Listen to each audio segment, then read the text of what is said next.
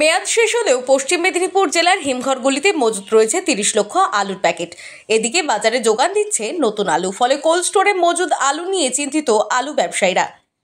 রাজ্য সরকারের নির্দেশ ছিল ৩১শে ডিসেম্বরের মধ্যে রাজ্যের সমস্ত হিমঘর থেকে আলু বের করে হিমঘর খালি করে দেওয়ার, কিন্তু এখন রাজ্যের বিভিন্ন হিমঘরে রয়ে গেছে আলু। পশ্চিম মেদিনীপুর জেলার হিমঘরগুলিতে এখনও পর্যন্ত ৩০ লক্ষ প্যাকেট আলু মজুদ রয়েছে।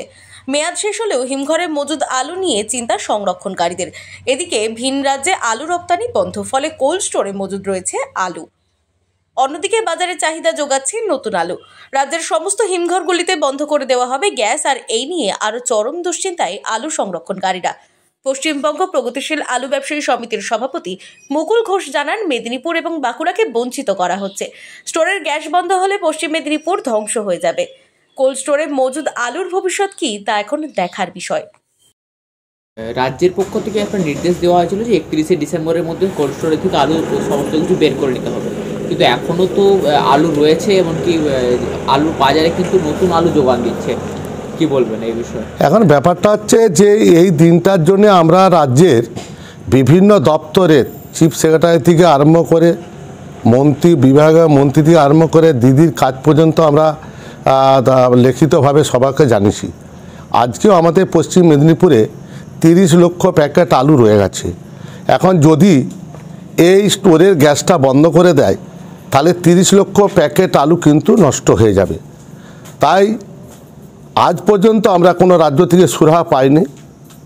জানি না যে কেন মেদিনীপুর এবং বাঁকুড়াকে এত বঞ্চিত করা হচ্ছে।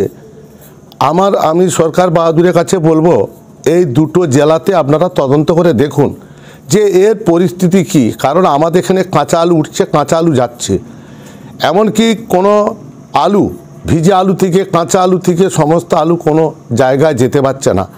আমাদের এখানে চাষি থেকে ব্যবসাদার খুব বিপন্নস্ত হয়েছে, যার জন্যে আমরা সরকার বাহাদুরকে বলবো এই বিষয়টা একটু দেখার জন্য।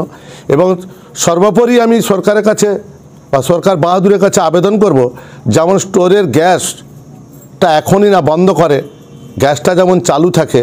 যদি চালু না থাকে তাহলে কিন্তু এই 30 লক্ষ প্যাকেট যদি আলু নষ্ট হয়ে যায়, তাহলে কিন্তু আমার মনে হচ্ছে এই পশ্চিম মেদিনীপুরটা ধ্বংস হয়ে যাবে।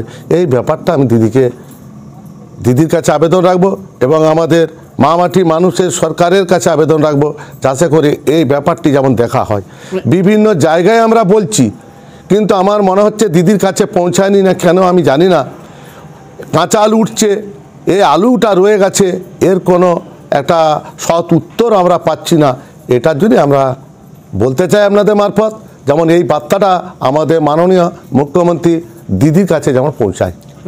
সেক্ষেত্রে তাহলে সেই আলুগুলোর ভবিষ্যৎ এখন যদি এই মতো অবস্থাও যদি ভিন্ন রাজ্যে যেতে দেয়, তাহলেও আলুটা কিন্তু সব আলুটা বিক্রি হবে না, কিছু আলু নষ্ট হবে। তবে যদি স্টোরে গ্যাসটা চালায়, হয়তো যাই হোক কিছু সামথিং পয়সা হয়তো সেই আলুটার থেকে উঠবে, এটা আমরা আশা করছি। এখনো তো তাহলে অন্য রাজ্যে আলু যেতে দিচ্ছে না, এখনো যেতে দিচ্ছে না। কেন, কিভাবে ভাবছেন বা ওনাকে কিভাবে ভাবানো হচ্ছে, সেটা আমাদের সংশয়ের ব্যবসায়। আমি বিভিন্ন রকমভাবেই ভাবিছি এবং আমরা একবারে ডিএমএসপি থেকে আরম্ভ করে সমস্ত একবারে নিম্ন স্থান থেকে ঊর্ধ্বতম স্থান পর্যন্ত আমরা কিন্তু প্রত্যেককে এই ব্যাপারটা অবগত করেছি, কিন্তু এর সৎ উত্তর তো আমরা কোথাও পাইনি। এবং আমরা যদি দিদি আমাদেরকে ডাকতেনও, আর আগে আমরা হয়তো যে দিদিকে বুঝাতাম, কিন্তু আমরা আপনাদের মারফত বলতে চাই, দিদি তো আমাদেরকে ডাকেনি। আমরা দিদির কাছকে তো আর তো আমরা সেই দিন নাই যে দিদির কাছকে আমরা চলে যেতে পারবো। অর্থাৎ দিদির কাছকে যাওয়ার একটা সমস্যা আছে। আপনাদের মারফত বলবো, দিদি যেমন আমাদেরকে ডাকেন, দিদি যেমন আমাদের মুখে আমাদের এই সুখ দুঃখের কথাটা দিদি যেমন শুনেন। Bureau report, GTV nation.